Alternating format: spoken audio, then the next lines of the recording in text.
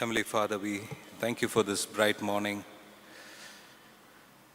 Thank you, Lord, for this beautiful moment to quieten our hearts, to lift our voices in praise, to confess with our mouth of your greatness, of your majesty, to reaffirm our faith in you and our commitment to you. Lord, we have gathered here to study your word. Give us the clarity of thought. Give us the Holy Spirit to understand your word. In Jesus' name we pray. Amen.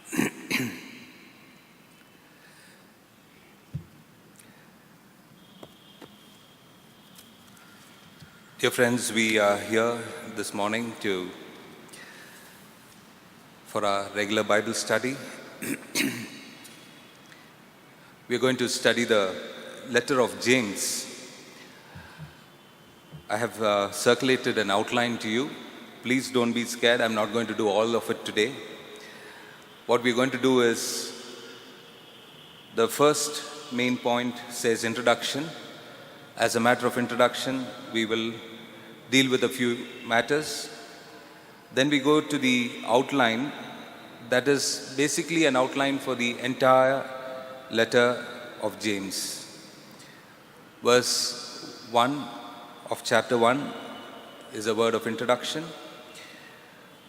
Chapter 1 verse 2 onwards to chapter 1 verse 18 is titled Testing of Faith. And from chapter 1:19 to chapter 5 verse 20, that is to the end of the letter, is application of genuine faith. Point number 3 you see is introduction and testing of faith. That is what we are going to cover today. So I'm sure that most of you have your Bibles with you. We will read now James chapter 1 verse 1 onwards to verse 18. If you'd like to read a verse or two, please feel free to. James chapter 1 verses 1 to 18. To remember where the book of James is, sometimes it's difficult to find the book of James. Remember, it is after Hebrews and before 1 Peter. The book of James lies, the letter of James lies after Hebrews and before 1 Peter. Okay, please read. As a matter of introduction, the letter of James was once a very controversial letter. What was the controversy involved with the letter of James? The letter of James advocates that faith is not sufficient for salvation, but you need to demonstrate your faith. Only then you can attain salvation. If you carefully read the whole letter, there is the thought that until and unless you do something good, you will not attain salvation. Martin Luther at one point said that this letter should be removed from the Bible because the rest of the Bible strongly advocates that without faith there is no salvation. In Mark chapter 8, Jesus said, "What does it profit a man if he gains the whole world and lose his own soul?" So the Bible talks very strongly about attaining salvation through faith. And here, James advocates that until and unless you put your faith in action, there is no salvation. This was the controversy behind the letter of James. But this has been sorted out, and there is absolutely no doubts or questions about the letter of James being in the Bible. Now, who was James? When I told in our Bible study group that we are going to do the letter of James, one person, I think Gigi, asked the question, how come in Malayalam Bible it mentions യാക്കോബ് എഴുതിയ what do you say? Not ലേഖനം. ലേഖനം. So, Jacob is the other word for, what is the English word for Jacob? Jacob. So, how come Jacob and James? As I was going through the study, then it said that the name Jacob and James are used interchangeably. So it means the same. Now, who was this James? A letter written by James. So who was James? James was the brother of Jesus. If you turn to Galatians chapter 1, somebody turn to Galatians chapter 1 and verse 19.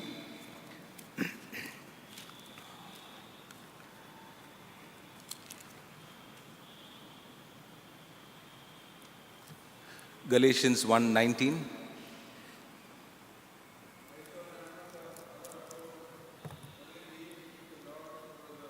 Okay, so we very clearly know that this was the brother of Jesus. How many brothers did Jesus have? Mark chapter 6 and verse 3. Jesus had other brothers too. The beauty of James is that he never believed that Jesus was the Messiah while Jesus lived on this earth. In fact, it was after the resurrection of Jesus that James actually believed that Jesus was the Messiah. You can note the references which talk about this. 1 Corinthians chapter 15 and verse 7, John chapter 7 and verse 5. These are some of the verses that refer to that James didn't believe in Jesus while Jesus was alive. James died as a martyr. They say that he was pushed off the temple wall and he died. He lived an ascetic life. He was unmarried. They say that his knees were worn out because of the times that he spent on his knees in prayers.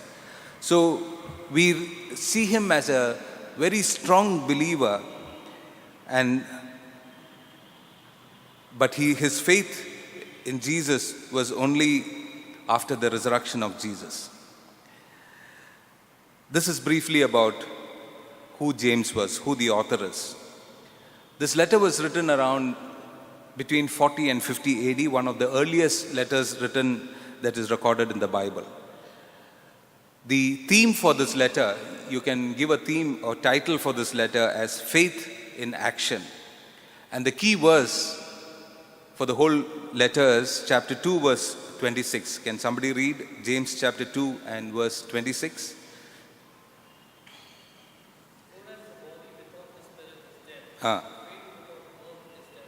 Yeah. So this is the main focus of this letter. As the body without the spirit is dead, so faith without deeds or works is dead. James is so concerned that if you have faith, it has to be shown into action. It has to be demonstrated in action.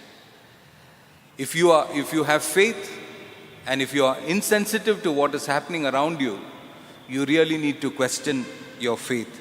This is what James is trying to show. Coming to the first verse as part of the introduction, James, a born servant of God and of the Lord Jesus Christ, to the 12 tribes who are dispersed abroad.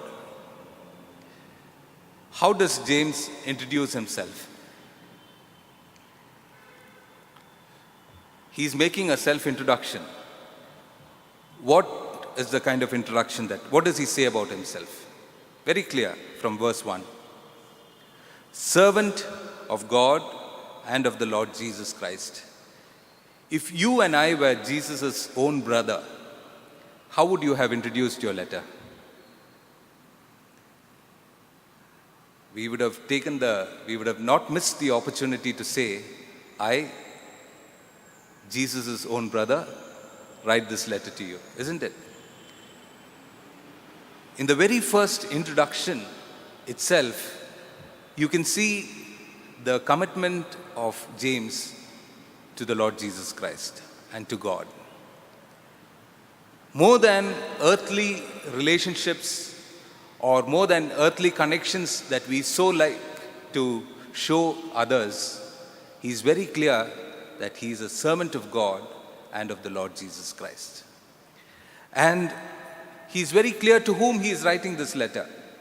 When we talk about a letter, it has an author, it has an audience or the recipients. And this letter was written to whom? To the 12 tribes who are dispersed around. So how do you understand the word, the 12 tribes dispersed around? Sorry? To Israel or to the Jews? Why are they dispersed? Not specifically only to the Israel community in large, but to those who believed in Jesus Christ, and because of the persecution, they were spread all over. Christians were in Jerusalem and around Jerusalem, but as persecution began in Jerusalem, they started leaving the city and going and settling out in different areas. That is how Christianity initially spread. And people who are scattered all over, because of persecution, they couldn't live in Jerusalem, they've gone to other cities and towns. He is writing to them. Now we are very clear who's the author, to whom it is being written.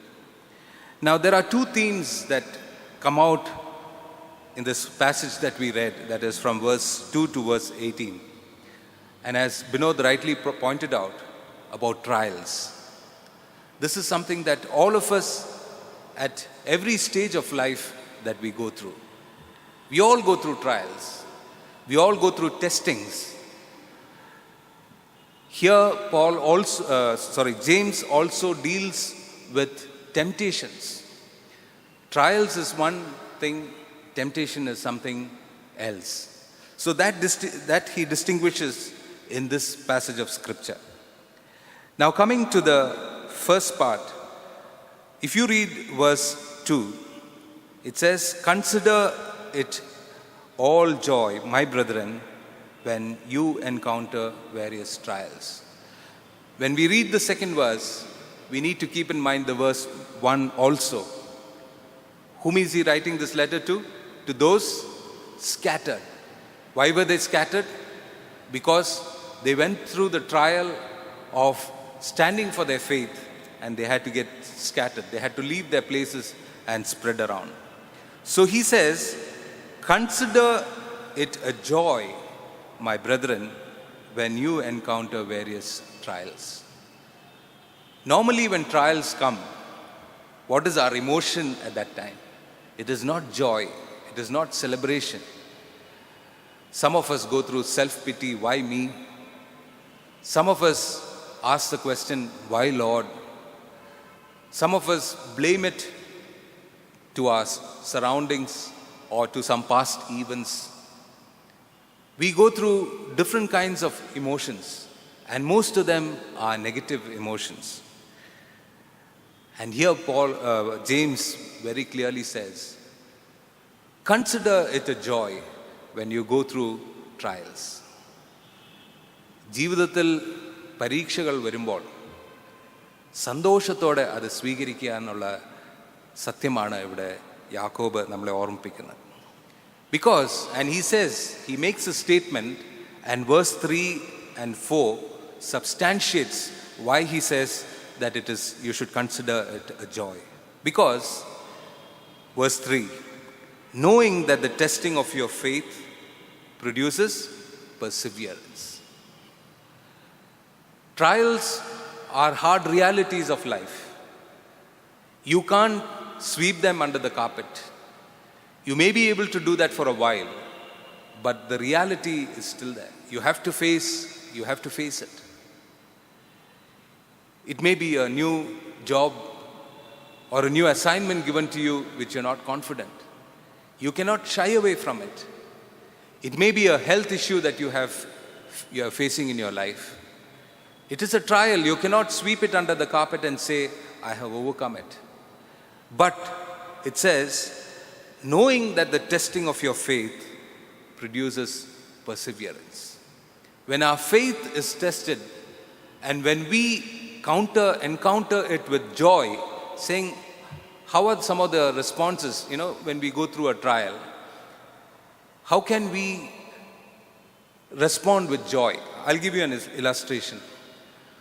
When I was in Maharashtra, we were traveling in a very remote area late in the night on a motorbike.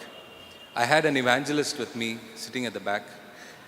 We were starting a program the next day, and so we went to one particular village because we heard some of the people can't come from that village. They had some problems, so we went to see what the problem was. It was about midnight while we were traveling back. All of a sudden, the back tire just burst in the middle of the jungle. And I got on from the bike and I looked and I saw that the entire back tire is busted. And this evangelist of mine, he looked at it and he said, "Praise the Lord." And for a moment, I could not accept what he was saying because I knew how important it was for me to get to the place. We had to travel another 30 kilometers on the bike. Middle of nowhere, this bike burst, the tire burst, and we were stuck there. And this guy says, "Praise the Lord." I got very angry with him. But then I couldn't doubt his faith. He was a guy whom we brought him to the Lord. He came as a farmer, but he became very strong in faith. He became an evangelist. And out of nowhere, we saw two huge lights coming. And as it came and stopped near our bike, it was a police jeep. Not the ordinary jeeps that we see. There used to be this Mahindra big jeeps. And the inspector got down and he asked me what happened. I said, "This is the problem." The inspector told all the cops, "Lift this bike and put it in our vehicle. We'll take it to the workshop in the next town." That night, so many things happened. I'll be wasting time if I tell all those stories. But we got it fixed and we came back. Sometimes we need to respond with joy when trials come. Very hard to do, but when we do it, it says the testing of our faith produces perseverance. That thing to move on, to push on, to get to the other side, to do better, that comes when we are able to respond to trials with joy. Again it says, "Let your perseverance have its perfect result, so that you may be matured, complete, lacking nothing." That is our goal. If you want to reach to that place of maturity, lacking nothing, it begins from how you address trials in your life. If you're able to look at trials with joy, and that produces perseverance, the next stage is that it gives you maturity, and then you come to a stage where you lack nothing. It is in this context that we read this famous verse which we so often pray for children when they are going to write their exams. What do we say? "If any one of you lacks wisdom, let him ask God, who gives it generously without reproach, and it will be given." Who needs wisdom? It's not just children who are studying. If any of you lack wisdom in facing trials. That is the context in which this verse is given. When we go through different kinds of trials, often we are confused, isn't it? We don't know what to do next. But here it says, "Let him ask for wisdom." So remember that this prayer is not only for school-going children or people facing examinations. Even when we face trials, we need wisdom. What are some of the trials that we go through? what are some of the testings that we go through. And when we go through these kind of trials, there is always something ahead for us. That is mentioned, he mentions that in verse 12. Somebody read verse 12, please.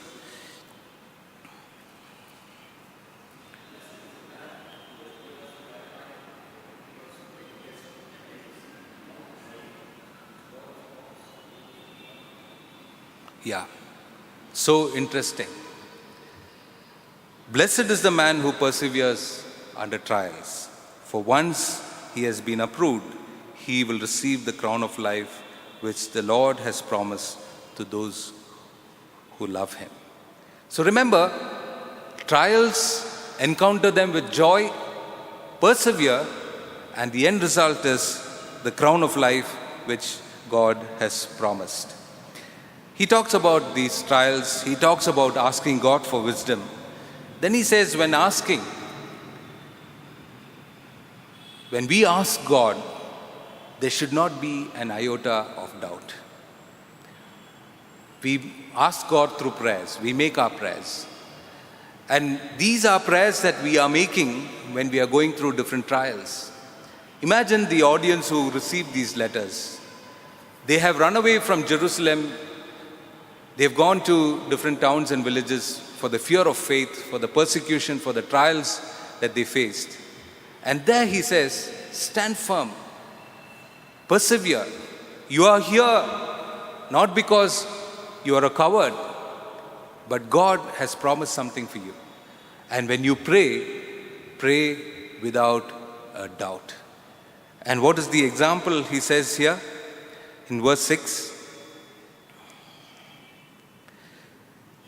If you have doubts when you pray, it's like being driven by the waves of the sea, being tossed around by the wind.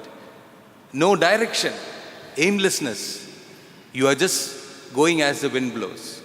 If you want to be firm, the root of it is when you go through trials, accept it with joy. Does God answer all our prayers?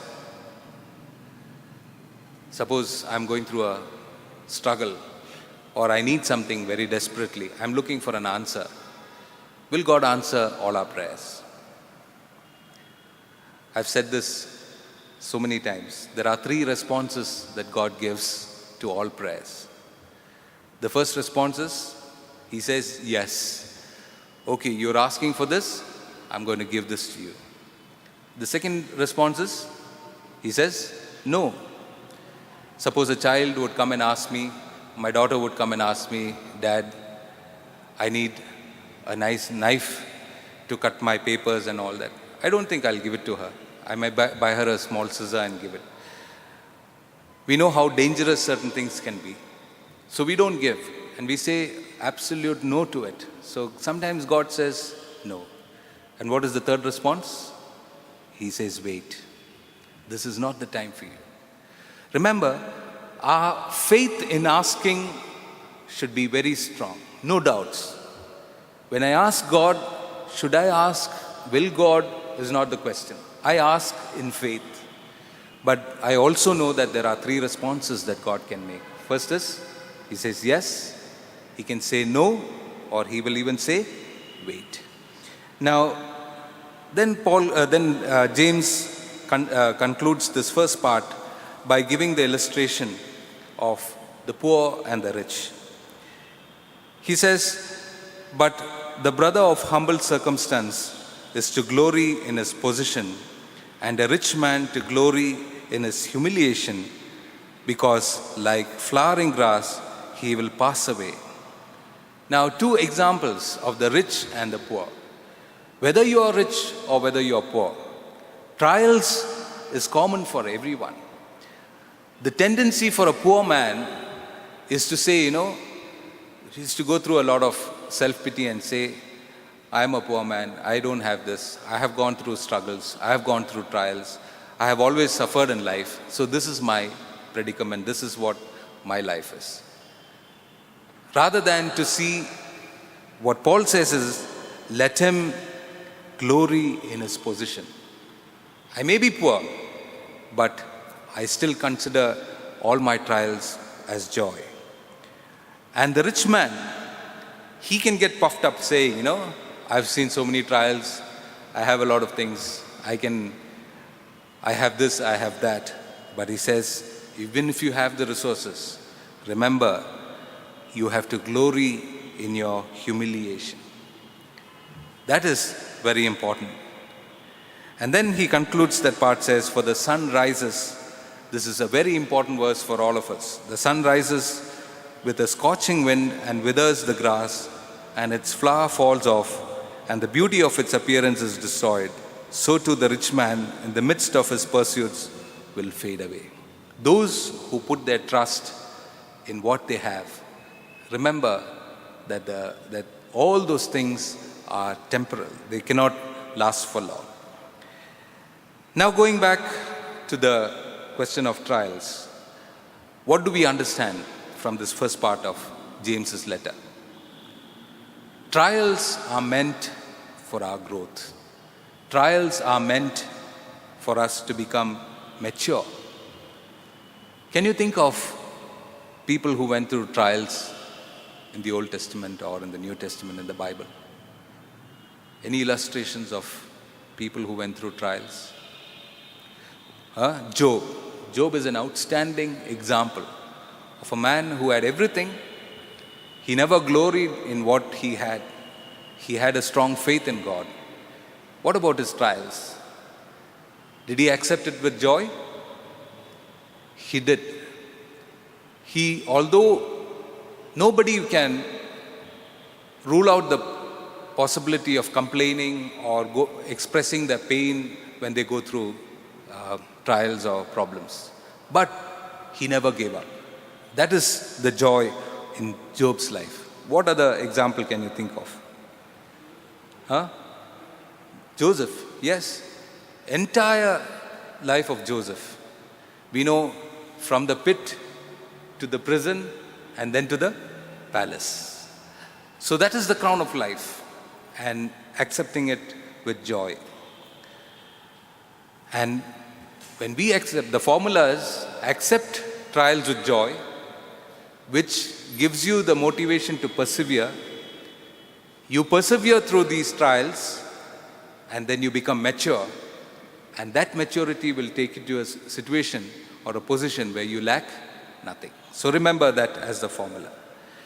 The next part, when we go to the next part, it talks about trials and temptations. If you see the outline, testing of faith. Verse 13, a very important principle that we need to learn as Christians. Let no one say when he is tempted, I am being tempted by God, for God cannot be tempted by evil, and he himself does not tempt anyone. Underline this in your Bible. Whenever you are tempted, you can never say, God is tempting me. What can God do? God can test you, but God can't tempt you. Remember the difference between temptation and testing. Temptation is that which leads you to evil.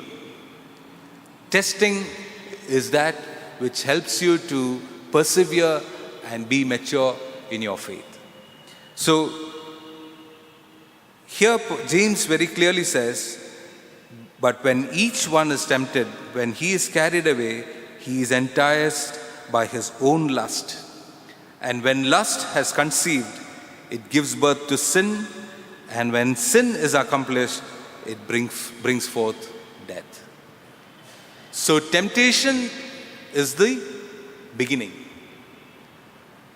When we fall into temptation, it brings forth sin. And when sin abounds in a person's life, it leads to death. Can you remember a verse in the Bible which says this? For the wages of sin is death. I like you to go back to the first sin that was committed in the Bible by Adam and Eve. Genesis chapter 3. It is very interesting how sin is formed, how we fall into sin. Turn to Genesis chapter 3. God had told Adam and Eve not to eat the fruit of the tree of life. Chapter 3, we know the story. If you read verse 1, now the serpent was more crafty than any beast in the field which the Lord God had made, and said to the woman, indeed, has God said, you shall not eat from any tree of the garden? Underline the word, has God said. What does it mean? What is it trying to show? What is it trying to create? Doubt. The first step to falling into sin is doubt. Is there a rule like that? Will anything happen if you do this? The first step is doubt. Then, the second, if you read verse 4 and 5, but before we go to 4 and 5, what is the woman's reply? The woman said to the serpent, from the fruit of the trees of the garden we may eat, but from the fruit of the tree which is in the middle of the garden, God said, you shall not eat from it, or touch it, or you will die. Did God say you should not touch it? How the truth gets distorted. How we add things. The woman is so caught up with what the serpent said, the doubt has already started playing in her mind. So she says, God has told even not to touch it. Look at the serpent's reply. The serpent said to the woman, you will surely not die. What is it? What would you title the statement of the woman? You try to find a word with D. We said doubt. Deception. The second step to falling in sin is deception. We know that it starts with a doubt. The doubt leads to deception. They'll say, nothing will happen.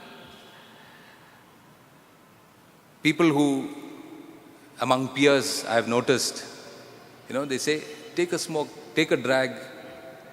And you say, no, I'll cough and it gets into my head and all. Nothing will happen. That's immediate. The next statement that comes is, nothing will happen. Remember, the second step is deception. He says, for verse 5, for God knows in that day you will eat from it, your eyes will be open, and you will be like God, knowing good and evil. The deception is growing. The intensity is growing. He says, you don't worry, you eat that, and God knows you will become God. That is why He told you not to eat it. All the more, trying to be convinced of the deception. Notice verse 3. When the woman saw the tree was good for food, and it was a delight to the eyes, and the tree was desirable to make one wise, she took from the fruit and ate. What D would you put there? The word is there in the verse. She's been watching this tree for so many days. And today when she saw it, how is it looking?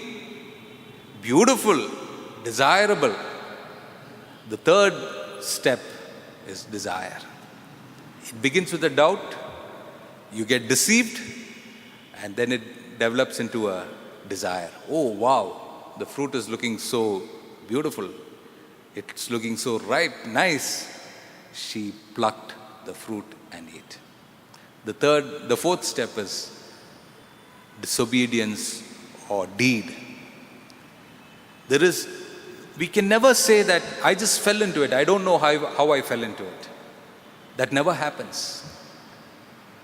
This formula is there in so many places in the Bible.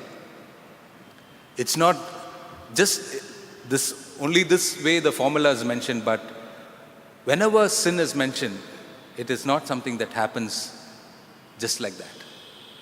There is something that is an activity that is going on in our mind.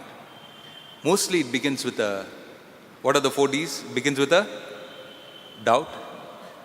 Then we get deceived. Then it becomes a desire. Then it becomes a deed or an act of disobedience. Another interesting parallel that you can find is Psalm chapter 1. We all know that psalm by heart, isn't it? Blessed is the man who, or happy is the man who does not sit in this seat of scoffers or stand in the path of sinners or walk. Please read the verse. Psalm 1:1.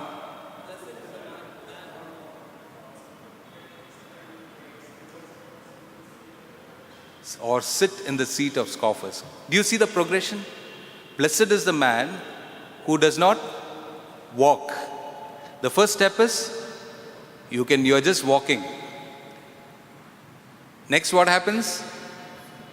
You stand. You're not supposed to stand. You just continue walking. You will not fall into it. But you stand, you walk, then you stand, and then you sit. What's the progression? So, here James is very clearly telling us that don't be deceived. God can never tempt you. If you are tempted, it is from the evil one. With this, I want to drop some conclusions. 2 thoughts that we dealt with very clearly today. One is about trials, the other one is about temptations. Trials, testing is good. Do children like to write exams? Do we like to write exams? We always have that, some kind of aversion to writing exams. But if your child tells you, I don't want to write my exam this year, what would be our response? You have to write. We will say it lovingly in the beginning. Then, if the child is still adamant, it gets to the next stage where it says, why do you think Dad and Mama are working so hard? You know how much fees we are paying? Then even then, if the child is adamant, if you don't write your exams, it comes to that stage. We want them to do because we know it is good. It is testing their intelligence, helping them to grow to the next stage of life. Same thing about testing of our faith. God is not sadist that He wants us to go through struggles and problems. Rather, He wants us to be promoted in our in our journey of faith. So consider trials as joy. As Binod was leading us in singing, he said, think of a moment, maybe a health issue, or maybe some uncertainty in your job, or some relationship issues. You're going through some trials. I want you to look at it a little differently. Can you say, thank you, God, for that? Thank you for this trial. Thank you for the struggle. Or I'm still reminded of that evangelist who shouted, praise the Lord, when I had a busted tire. Can we just stop at that moment and say, thank you for this. Praise God for this. That is how we attain maturity and growth in faith. And the next thing that we talked about is about temptations. Remember that temptations come only from the evil one. God allows tests, but the evil one brings temptations. One very good verse for all of us to overcome temptation is found in 1 Corinthians chapter 10 and verse 13. With that, we will close. If you have your Bibles, please turn to 1 Corinthians chapter 10 and verse 13.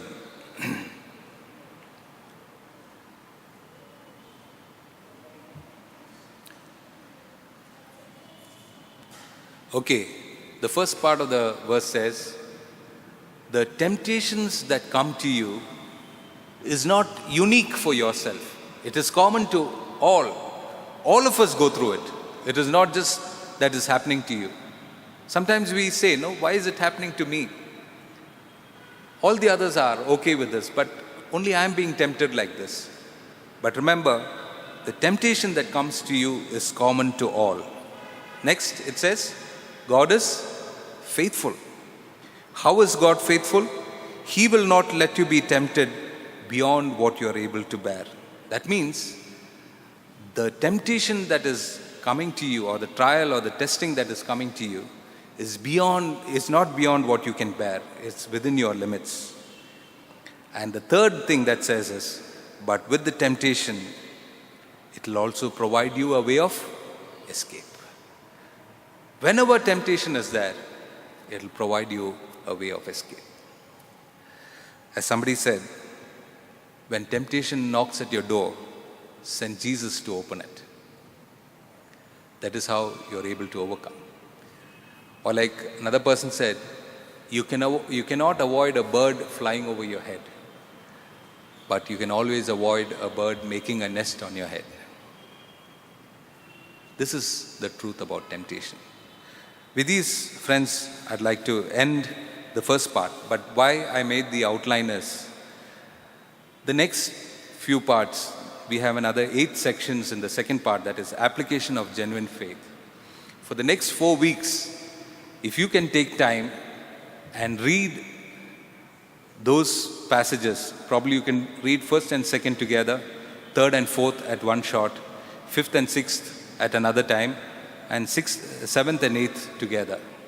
Read that passage, try to use this outline, and write your own notes about how you understand this. For example, if you go to the next part, that application of genuine faith is obedience. It talks about how to deal with anger. It talks about just being hearers and doers of the word. It talks about true religion. It is just titles that I have given.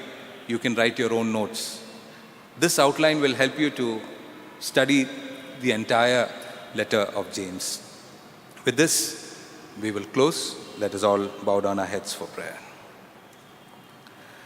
Gracious God, we thank you for this moment that we could come together to study your word. We thank you for the insights that we find in your word and the truth that we can learn which relates to our day-to-day life. Help us to receive your word with truth and humility and to live according to it. This we ask in the name of our Lord and Savior, Jesus Christ. Amen.